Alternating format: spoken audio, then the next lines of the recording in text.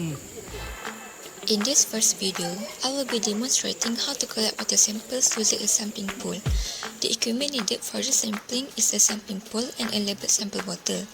Once the location of sampling is determined, rinse the sampling pool several times with water from the sampling location to prevent contamination from previous samples or storage.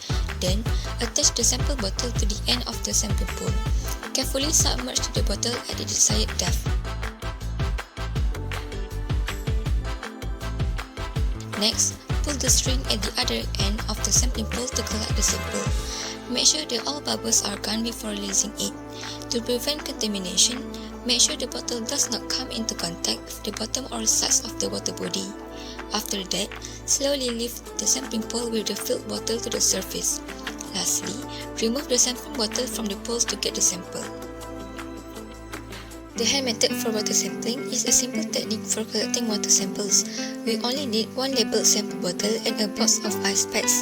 The ice packs are essential for keeping samples at the proper temperature until analysis. Hold the sample bottle near the base and submerge it in water, opening it just beneath the surface. Avoid collecting surface scum and debris. Allow the bottle to fill completely with water, ensuring that no air bubbles are trapped inside.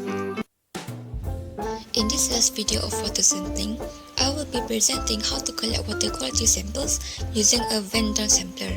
The horizontal Van-Donn water sampler is designed for taking water samples near the bottom in lakes, streams, or certified water bodies. To start the sampling, the equipment needed is a Van-Donn sampler, a labeled sample bottle, and a rope or a cable for lowering the sampler. Firstly, determine the sample location. Then, rinse the Van-Donn sampler several times with water from the sample location to prevent contamination from previous samples or storage. Attach the sampler to a rope or cable that will be used to lower it to the required depth, as long as it does not touch the bottom. Pull both rubber plugs one by one and attach them to the trip head.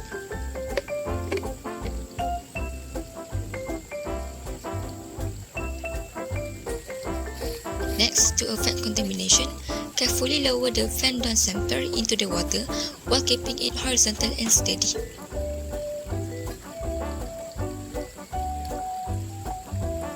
When the sampler reaches the target depth, make sure the bubbles are gone.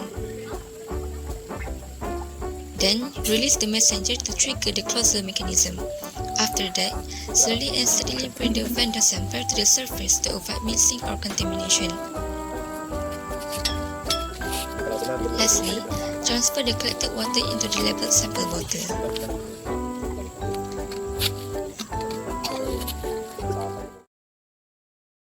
Soil sampling auger method is a common technique to collect soil samples. The equipment needed for this method is a soil auger, a trowel, and a labeled sample bag. Make sure that the soil surface is flat and not on the slope, and that the soil does not have hard rocks, as the auger cannot go through it.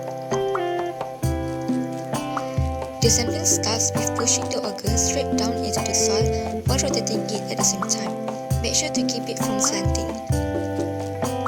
Once the auger is full of soil, carefully lift the auger and transfer the soil into a sample bag. The remaining soil at the auger can be taken out using a trowel. Avoid touching the soil to prevent contamination. Make sure that this equipment is clean before using it. Air sampling using a manifold instrument. The purpose of air sampling using a manifold instrument is to analyze particulate matter. It is a portable and battery-operated device designed for field use. To start the sampling, first set up a tripod at the selected sampling location. Make sure that it is far from obstructions and potential sources of contamination. Then, place the manifold on top of it and make sure that it does not fall. After that, push the filter cassette out of the filter cassette separator. Remove the cassette head and put the filter on the cassette using a plastic tweezer.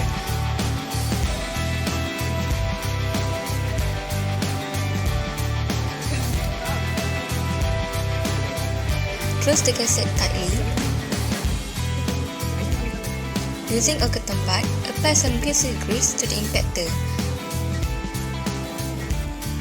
Push the impactor down into the multiple inductor adapter. On the other side, put the filter paper on it. Close it with the filter holder and close the other side with the inlet. Make sure that they are closed tightly. Pull out the inlet tube to the maximum height and put the inlet on top of it. Measure that they are stable. Lastly, insert the battery into the manifold. Adjust the flow rate to a suitable reading.